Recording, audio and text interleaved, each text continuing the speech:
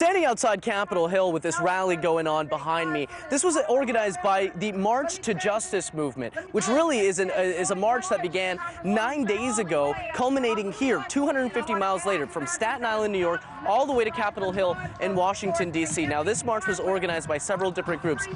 D.C. Ferguson, the D.C. branch of the NAACP, and several other groups. Now, earlier, I had a chance to speak with Carmen Perez. She's the organizer of this march, and we talked about the experience, what it was like for her and the other activists walking all the way from New York to Washington. Take a listen. We pushed through rain, we pushed through sun, we pushed through the hills, we pushed through the hate that came towards us, people yelling white power, people, yelling racial slurs at us and blowing black smoke from their trucks. I mean, it was a reality of what America is. We talk about being in a post-racist country with a black president, but at the end of the day, that's not the way it is. And so I think for us, it was a journey of growth, and it was a spiritual journey for a lot of us.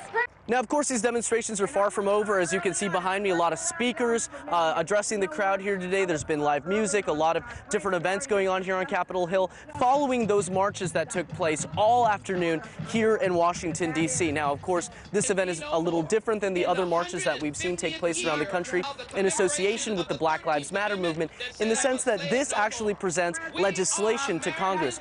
It's actually what activists here are referring as a justice package, a three-part legislative package, including the Stop Militarization of Law Enforcement Act, the End Racial Profiling Act, and the Juvenile Justice Delinquency Act. Although, at the end of the day, this is really about that march, that 250-mile walk that all these activists took. Now, another person that I got a chance to speak with is activist Eugene Puryear, who talked about the importance of that legislation. Take a listen. I think what we're really hoping to accomplish is two things. One, to really end this militarization of the police, which is specifically one of the bills, but really to start to walk back this idea that there are military solutions to social problems. And beyond that, we also want to inject an element of accountability into this process at the national level and make it so that there is not only the real record keeping, which some people have pointed to, but real processes in place and levers that can be pulled to force accountability on different localities, so that there isn't just this patchwork of local laws and customs and grand juries and all that kind of thing. Now, again, the larger issue that this march is drawing attention to